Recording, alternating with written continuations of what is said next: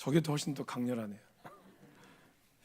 네, 제가 예전에 그 처음 신앙생활 하시는 분들에 대해서 한번 얘기한 적이 있습니다. 혹시 기억나십니까? 믿음의 첫 신앙을 가지신 분들은 저희 어머니도 좀 그랬고 좀 치열한 게 있어요.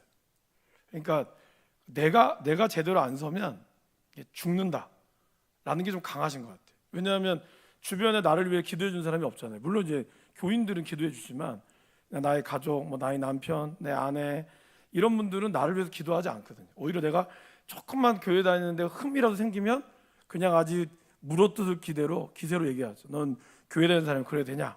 그렇게 하면서 어떻게 하든지 그냥 교회 못 가게 한 핑계를 대려고 그렇게 하다 보니 나도 모르게 몸이 아파도 교회를 가야 되고 이런 일들이 많은 거예요. 물론 그 받은 은혜가 크니까 가지만 그러다 보니까 이제 어떤 일이 생기느냐. 긍정적인 거는 정말 신앙에 열심히 있지만 조금 안타까운 거는 그분들의 어떤 신앙의 모습이 좀 위축돼 있고 그리고 약간은 좀 이렇게 표현 죄송합니다. 싸움닭 같은 면모가 좀 있어요. 그러니까 치열한 거죠. 왜냐하면 내가 이렇게 죽으니까 그런 모습들이 이제 교회 안에서 때로 비춰질 때는 이제 좋게 얘기하면 신앙이 좋아 보이지만 한편으로 볼 때는 조금 이제 너무 무섭다 이렇게 보여지는 경우들도 있는 거죠. 근데 저는 이제 그런 모습들이 이제 그럴 수 있다라고 철이 없을 때는 이제 어머니의 그런 모습이 이해가 안 됐으나 지금은 이제 이해가 되죠. 그만큼 저희 어머니 새벽을 뭐 기도회를 안 하고 하면 어머니 힘드시니까 삶이 힘들고 그러셨으니까 이제 그런 거죠. 근데 이제 2대하고 이제 3대로 넘어오면서 신앙의 뭔가 좀 자유 그런 분들을 이제 자녀들이나 또 근데 느끼는 거죠. 그렇다고 해서 그분들이 신앙이 약하다라고 볼 수는 없습니다. 오늘 제가 이 얘기를 왜 드리냐 하면 오늘 이 내용을 여러분들이 이제 다시 한번 좀 곱씹어 보면 처음에 소망이 하나님을 만나고 그 허영의 성에서 믿음이라고 하는 사람이 순교를 당했을 때 그가 그의 이름을 소망으로 바꾸고 이 철로 천국의 길을 같이 따라갔습니다. 그죠? 그런 가운데 이런 회심의 역사를 이야기를 했어요. 그래서 죄의식에 대한 이야기를 할 때 첫 번째 질문이 그거죠. 죄의식이 들 때 소망은 어떻게 했다고 나와 있습니까? 그 스스로 자기 삶을 개혁하려고 그랬어요. 그러니까 내가 이렇게 살면 안 되겠다. 내가 이렇게 살면 안 되니까 내가 기도도 하고 말씀도 보고 그리고 회개도 하고 답답하니까 그리고 이웃에게 복음도 전하고 그리고 좀 이제 될 수 있으면 이제 그 뭐 예전에 친구들 뭐 안 믿는 친구들이랑 했던 뭐 술 마시는 거라든지 뭐 이런 좀 안 좋은 자리들은 내가 피해야겠다 이런 마음들을 이제 가지고 있었다는 거죠. 그게 잘못된 게 아닙니다. 근데 문제는 그런 것들이 결과가 어땠냐는 거죠. 그런 결과들이 결국에는 이 소망의 대응은 뭐였죠? 실패했다라는 겁니다. 잠시 동안은 고통에서 벗어난 듯 했죠. 기도하고 그럴 때는 참 좋고 말씀 드리고 전도할 때는 그래 이렇게 사는 것이 맞지라고 하지만 또 다시 나의 삶으로 이렇게 돌아가게 됐을 때는 그게 없어지게 되는 거죠. 그러다 보니 신앙생활 하시는 분들이 이제 조급하거나 아니면 좀 폭이 좁거나 그런 경우들이 있는 거죠. 그래서 뭐 교회 바깥에만 나가면 정말 죽을 것처럼 예전에 그런 것들이 좀 있었죠. 그러니까 좋게 얘기하면 굉장히 신앙에 대해서 심지가 견고한 거지만 조금 다르게 이야기하면 조금 약간 다른 면으로 보면 그분들 안에 그런 자유함이 없을 수가 있다는 거죠. 그러니까 사실 오늘 내가 기도 안 할 수도 있거든요. 너무 피곤하면. 근데도 그것이 나에게 마치 족쇄처럼 되어지는 경우들도 있다라는 거죠. 이거 안 하면 마치 내가 이러면 어떡하 하나님 정말 이러면 안 되는데 그러니까 이런 모습들이 나로 하여금 내 신앙의 내 의를 찾게 되는 모습이 있다라는 거예요.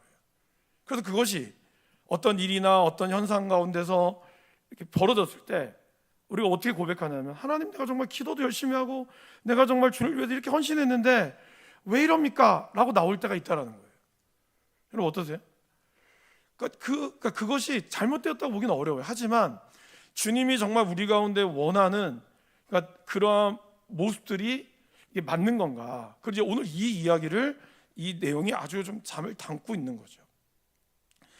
저희가 이제 아직 아이가 없었을 때 저희 앞집에 저희보다 이제 2살 더 일찍 2년 더 일찍 난 그 아들이 있었습니다. 정하준이라고 굉장히 이뻤어요. 이 아이가. 그러니까 이제 아빠가 회사 퇴근하고 와서 애가 막 이쁘잖아요. 이쁘니까 이제 물어봤죠. 아유 애기 막 이러면은 정말 회사에서 피곤할 텐데 애기 보면은 이렇게 피곤이 가시겠어요? 뭐라 하는지 아세요? 아니요, 피곤은 안 가신대요. 피곤은 하대, 똑같대. 근데 그 피곤함을 이제 상쇄할 만큼 좋은 거지. 그러니까 어떻게 보면 신앙생활 한다는 것이 참 좋잖아요.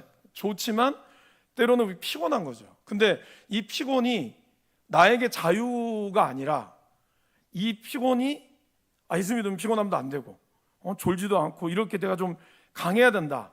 그러니까 스스로가 뭔가를 자꾸 예수 믿으면 이렇게 살아야지라는 것의 족쇄 때문에 우리도 모르게 내 자신이 예수 믿는 거에 대해서 스스로가 족쇄를 가두게 되는 경우가 있다라는 거예요. 이런 것 때문에 우리가 정말 예수님을 잘 믿는 에도 불구하고 우리 안에 어떤 문제가 어려움이 터지거나 하면 그런 것으로 인하여 우리 스스로가 계속해서 조급해하는 경우들이 생긴다는 거죠.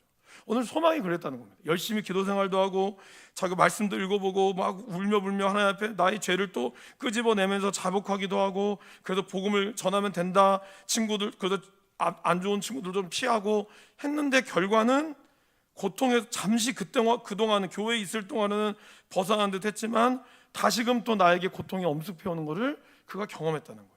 그러면서 그 안에 떠올랐던 말씀이 두 가지 말씀이 있었습니다. 먼저 이사야 64장 6절 말씀입니다. 같이 읽어볼까요? 무릇 우리는 다 부정한 자 같아서 우리의 의는 다 더러운 옷 같으며 우리는 다 잎사귀같이 시들므로 우리의 죄악이 바람같이 우리를 돌아가나이다. 그러니까 우리가 가지고 있는 의도 사실은 더러운 옷과 같다는 거예요. 나는 뭔가 열심히 신앙생활하고 내가 깨끗하고 그래서 나는 다른 사람들이 가지도 않는 이런 길들을 나는 뭐도 안 하고 나는 그래서 깨끗하다, 정결하다고 생각했는데 이사야 말씀에서 보니까 그 의조차도 나한테 더러운 옷이라는 거예요. 내가 갖고 있는 이런 잎사귀 같이 결국 내 인생도 잎사귀 같이 시들어 버린다는 거죠. 그러면서 갈라디아서 2장 16절도 이렇게 얘기하는 거죠. 읽어보실까요? 사람이 의롭게 되는 것은 율법의 행위로 말미암음이 아니요 오직 예수 그리스도를 믿음으로 말미암는 줄을 알므로 우리도 그리스도 예수를 믿나니 이는 우리가 율법의 행위로서가 아니고 그리스도를 믿음으로써 의롭다함을 얻으려 함이라. 율법의 행위로서는 의롭다함을 얻을 육체가 없느니라. 그러니까 이게 참 중요한 거죠. 그러니까 여러분들이 이게 신앙생활을 하고 우리가 말씀을 보고 또 이렇게 훈련을 받는 것이 우리가 하나님을 더 깊이 알고 더 중요하게 만나는 그러한 것 때문에 우리가 하는 거지. 마치 이걸 안 하면 내 인생이 불안해지고 마치 이것 때문에 안 하면 벌 받을 것 같고 이렇게 되면 안 된다는 거예요. 그렇게 됐을 때 그 마음이 정말 주님 마음이 어떨까를 우리가 먼저 생각해 봐야 한다는 거죠. 그렇죠? 그래서 이런 마음을 가지고 있을 때 믿음이 다시 한번 소망에게 해주는 말이 그거였죠. 행위로 구원을 얻으려는 것은 무모한 것이다. 소망이 계속해서 열심히 기도도 하고 안 해본 게 없다고 얘기하잖아요. 그러니까 뭐 교회 봉사 안 해본 건 또 없고요. 저는 교회를 다 했고요. 모두 다 했어요. 그런데도 이것이 무모하다고 보는 이유는 그걸 하지 말라는 뜻이 아니라 행위로 구원을 얻는 것이 무모하다라는 것입니다. 오직 구원은 은혜로 인한 것임을 인정해야 되고 그리고 그것은 하나님께서 우리와의 관계 속에 죄 없으신 분의 의를 덧입지 않는 한 자신의 의나 세상의로 구원을 받을 수 있다고 말해줬다라는 것입니다. 그러니까 여러분 이걸 굳이 따지자면 우리의 신앙이 배터리 신앙이냐 플러그인 신앙이냐라는 겁니다. 그러니까 나의 배터리가 충만할 때는 그 힘으로 살아가는 거죠. 근데 이 배터리가 방전되고 하기 시작하면 어때요? 그러면은 완전히 번아웃 되는 거예요. 너무 좋다가도 갑자기 한순간에 확 빠져버리게 되는 거죠. 이러한 폭들이 엄청 큰 거죠, 여러분. 그러니까 이게 주로 처음 예수를 믿으신 분들이 좀 이런 경향들이 약간은 있죠. 처음에 교회 오면 너무 좋잖아요. 막 눈물도 흘리시고 그 눈물이 가짜는 아닙니다. 그러나 그렇게 해서 뭔가를 열심을 내다가 어느 한순간에 이렇게 확 방전될 때가 온다라는 거죠. 근데 이건 왜 그러냐면 나도 모르게 내가 그래 하나님 나를 구원해 줬으니까 내가 이제 하나님 위해서 봉사도 하고 열심히 해야지. 이렇게 나의 의가 하나님을 위해서 내가 뭔가를 해야 한다고 생각하는 거죠. 그러나 우리는 하나님을 위해서 뭔가 할 수 있는 게 사실은 없어요. 그분이 우리의 도움이 필요하실까요, 여러분? 그분이 우리의 도움을 때문에 존재하실까요? 그게 아니라는 거죠. 근데 어느 순간 우리도 모르게 내가 주님을 도와주지 않으면 안 돼, 내가 해야지, 너무 귀하지만 사실 그거는 가딱 잘못하면 나의 의가 드러날 수밖에 없다라는 겁니다. 그래서 우리는 늘 주님의 플러그 인으로 꽂혀 있어야 한다는 거죠. 언제나. 잠시 우리가 오프를 할 수는 있죠. 그렇지만 늘 꽂혀 있어서 우리가 하나님과의 그런 전류들이 흘러야 하는 겁니다. 그런데 여러분, 이 플러그인도 되게 조심해야 돼요. 우리 그때 한 집사님이랑 이제 얼마 전에 어느 부서에서 이게 약간 불이 좀 날 뻔한 위기가 있었어요. 이걸 이제 집사님이 조사를 해보니까 이 전기 콘센트가 제대로 안 꽂혀 있는 거예요. 꽂혀 있는데 완전히 딱 결착이 돼야 되는데 그러지 않고 살짝 붙어 있었던 거예요. 그러니까 이게 전기가 왔다 갔다 하면서 스파크가 나면서 여기가 이제 이 콘센트가 불이 이게 탁 터져버린 거예요. 그러니까 우리의 신앙이 주님 앞에 걸쳐 있긴 하는데 살짝 걷혀 있어요. 그러면은 어떻게 돼요? 불이 나는 거예요. 불이. 이게 성령의 불이 아니라 인생의 불이 나는 거예요. 완전히 꽂혀서 완전히 주님 앞에 딱 붙어가지고 그 전류가 나에게 끊어지지 않도록 흘러와야 우리가 되는데, 적당히 이제 닿을락 말락 할 정도에서만 살짝 해두고 나니 문제 없을 때 문제 없는 것 같은데 나중에 이것이 전기가 일어날 수 있다는 거예요. 이것이 뭐냐? 나의 의, 그리고 나의 의와 하나님의 이것을 요 사이에서 나도 모르게 저울질하는 거죠.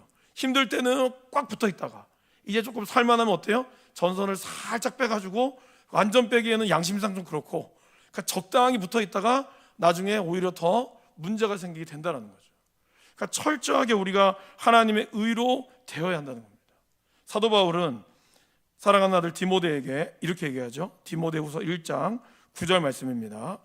하나님이 우리를 구원하사 거룩하신 소명으로 부르심은 우리의 행위대로 하심이 아니요 오직 자기의 뜻과 영원 전부터 그리스도 예수 안에서 우리에게 주신 은혜대로 하심이라. 그러니까 하나님이 우리를 구원하신 것은 우리의 행위대로가 아니었다는 거예요. 이스라엘 백성들을 왜 선택했습니까? 그들이 능력이 있어서가 아니라 그랬죠. 신명기에 보면 너희들은 다른 민족보다 제일 작은 민족이라고 했어요.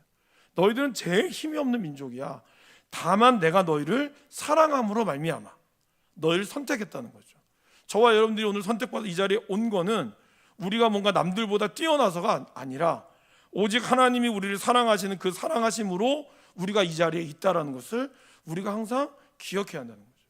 그것이 자기의 뜻과 영원 전부터 그리스도 예수 안에서 우리에게 주신 은혜대로 하심이었다라는 겁니다. 그렇기 때문에 우리가 의롭다함을 여기는 이 원리라는 것은 바로 자신의 불의를 깨닫고 또한 자신의 어떠한 행위로도 하나님의 의에 도달할 수 없음을 인정한다는 것입니다.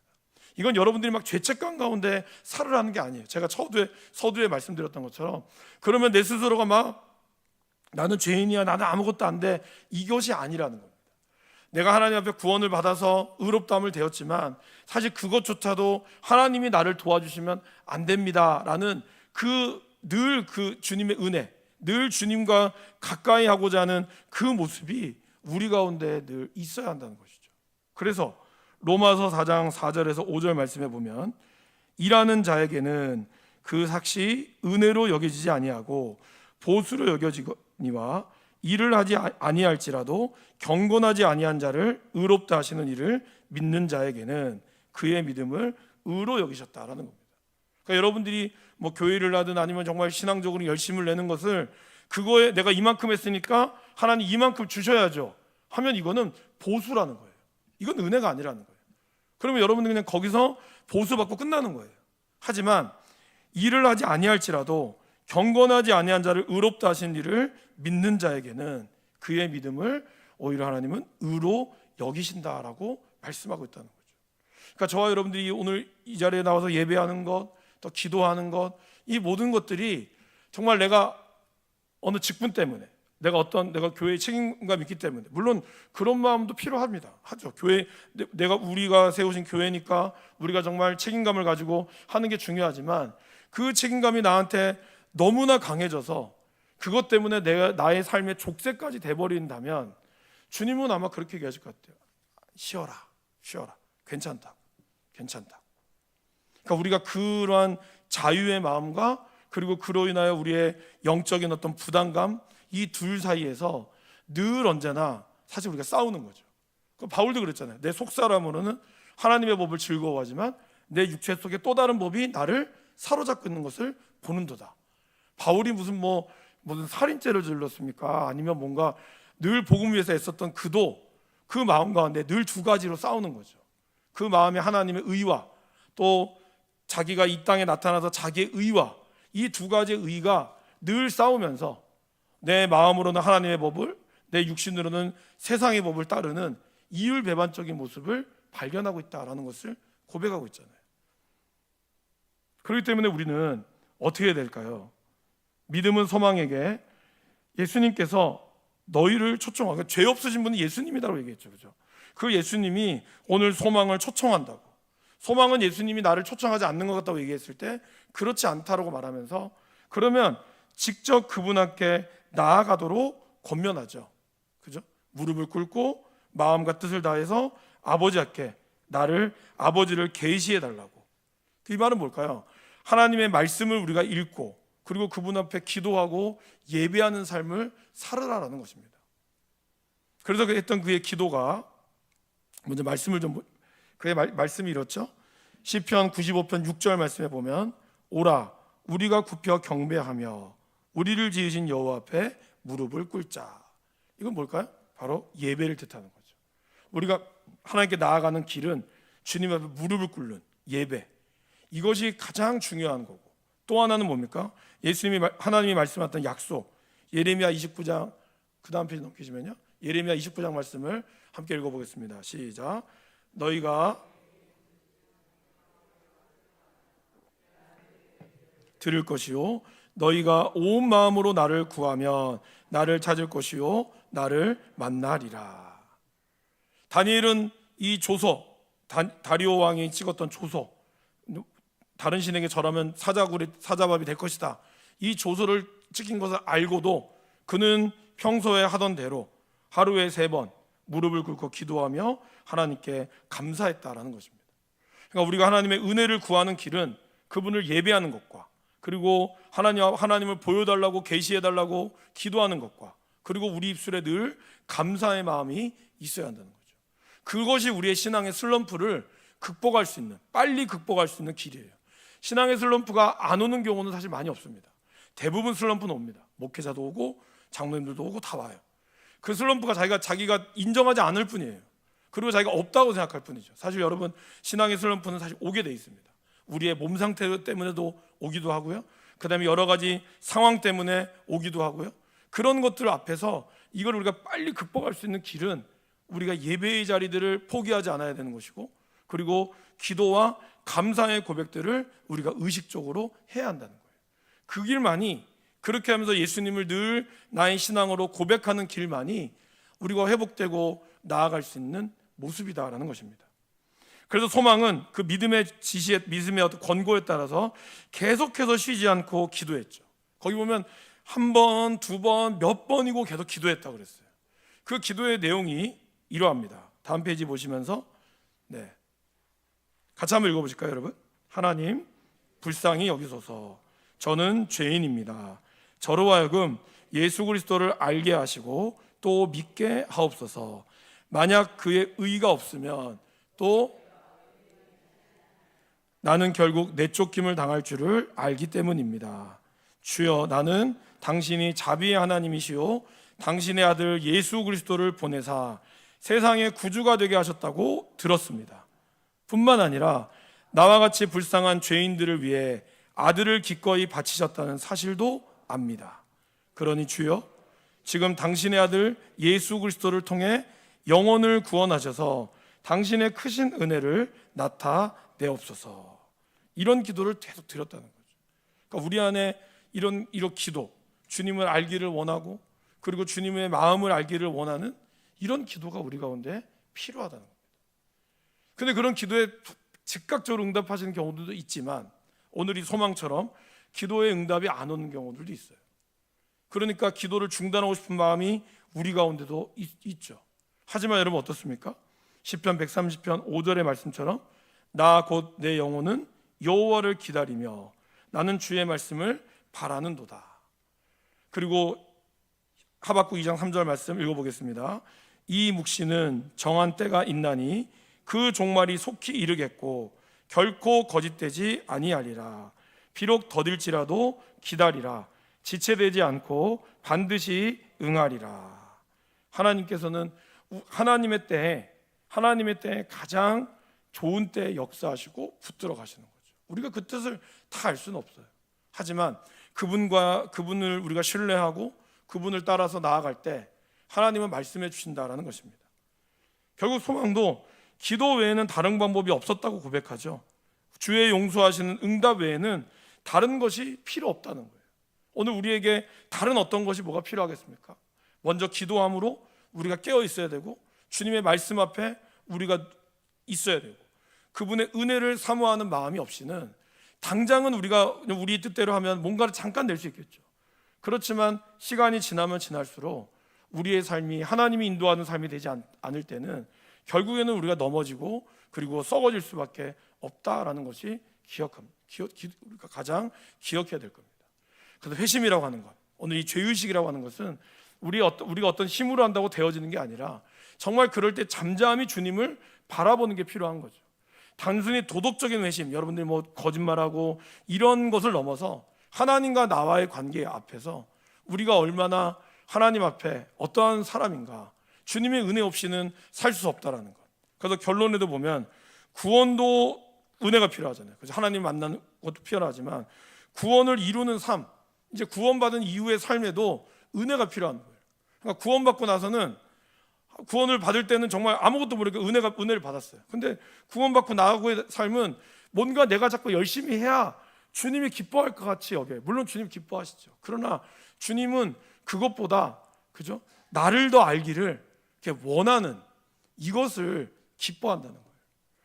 예전에 그 남자와 여자의 이런 차이를 이제 어떤 책에서 비유를 한 걸 읽었거든요. 남자는 집에 자녀들을 먹여 살리기 위해서 산을 넘고 물을 건너 뭐 태평양을 건너서 대서양을 건너서 지구 한 바퀴를 돌고 그렇게 하면서 그렇게 막 열심히 살다가 어느 날 집에 돌아오니 아내는 없었더라, 이런 말이 있었어요. 무슨 말일까요?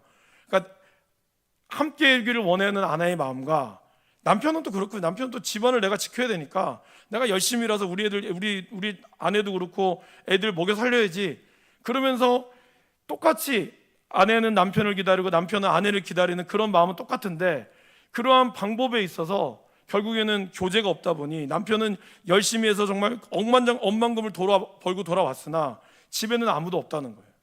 저와 여러분들이 주님을 위해서 열심히 일하고 내가 교회 봉사도 하고 열심히 하는 건 너무 좋아요. 근데 정작 그 안에 주님이 빠져있을 수도 있다는 거예요. 여러분 너무 봉사하고 너무 열심히 일해가지고 진짜 주님이 원하는 거 놓치고, 주님 가만히 있어봐요, 내가 지금 기도하고 있잖아요, 저 기다려보라고, 이렇게 하고 있는 건 아닌가 봐야 한다는 거예요. 하나님이 정말 재우가 나 정말 나하고 대화해, 주님 저 지금 설교 준비하고 있잖아요, 좀 기다려보시라고, 내일 성도들한테 멋진 설교 해야 한다고, 이런 거랑 똑같을 수 있다. 그래 알았어. 우리가 하나님과의 관계가 그럴 수 있다는 거예요. 여러분의 열심을 주님이 모르는 바는 아니나 때로는 그 열심이 정말 이 주님 앞에서 해야 되는 열심이 아니라 나중에 내 열심에 내가 바빠서 우리가 놓쳐지는 경우들이 있을 수 있다라는 것이죠.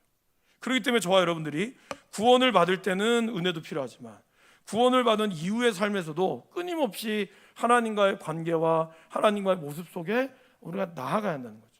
단순히 교회를 맡았기 때문에 열심히 하고, 교회를 이제 좀 회장도 내려놓고 뭐 내려놓으면 이제 좀 쉬어야지, 맞습니다, 쉬셔야죠.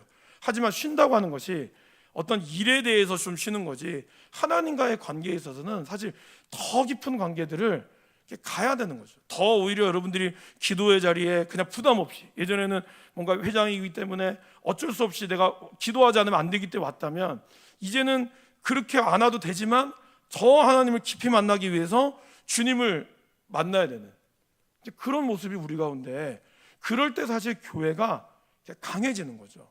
그래서 회장님이 열심히 일할 수 있도록 내가 기도로 후원해야지, 이런 모습들이 우리 애들이, 그리고 더 깊이 하나님을 만나는 그런 모습이 우리 가운데 있어야 한다는 겁니다. 그렇기 때문에 우리가 구원을 이루는 삶도 철저한 은혜가 필요하다라는 것이죠. 그리고 우리의 어떠한 행위로도 하나님의 의에 도달할 수 없음을 인정하며 오직 하나님의 은혜를 구하는 삶을 살아야 한다는 겁니다. 하나님께서 말씀하시는 곳에 내가 말씀하고 멈추라고 하는 곳에 내가 멈출 수 있는 그것이 필요한 거죠. 그러니까 무조건 교회에서 기도만 하라 이 뜻이 아니라 먼저 하나님의 뜻을 구하고 그리고 나서 우리의 삶을 움직이고 나아가는 그런 습관들이 필요하다는 거죠. 시건 사고 다 쳐놓고 나서 주님 도와주세요. 물론 이런 것도 필요할 수도 있습니다. 그러나 우리의 신앙이 좀 성숙해지려면 그 전에 우리가 말씀을 묵상하거나 또 기도하면서 하나님과의 그런 깊은 관계들 속에서 우리가 깨어나고 붙들어가는 것이 필요하다라는 것입니다. 이제 다음 주에는 이제 마지막 아마 이 부분의 마지막이죠. 통해서 정말 그럼 결국 뭘까? 은혜가 뭘까? 우리가 은혜로운 통해서 어떻게 삶을 살아가야 될 것인가에 대해서 함께 나눠보도록 하겠습니다. 우리 말씀을 기억하시면서 찬송가 300